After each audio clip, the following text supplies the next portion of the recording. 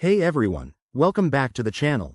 Today, we're tackling something super practical. How to get a new Wells Fargo debit card in 2025. Whether your card got lost, stolen, damaged, or you're just upgrading, this step-by-step guide will make the process a breeze. Let's dive right in. First things first, why might you need a new card?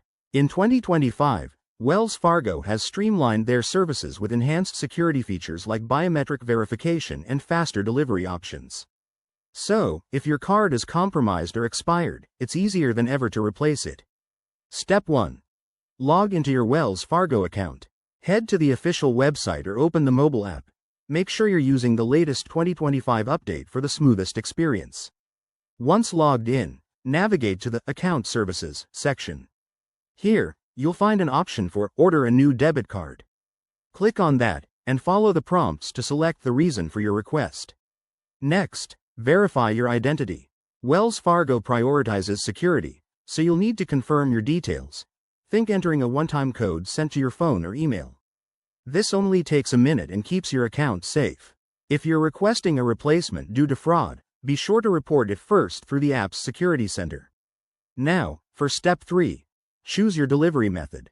In 2025, you can opt for express shipping, which gets your card to you in as little as 2 to 3 business days, or standard delivery if you're not in a rush. You'll also get to pick a new PIN during this step. Pro tip: make it something memorable but secure. If you prefer in-person help, step 4 is to visit a local Wells Fargo branch.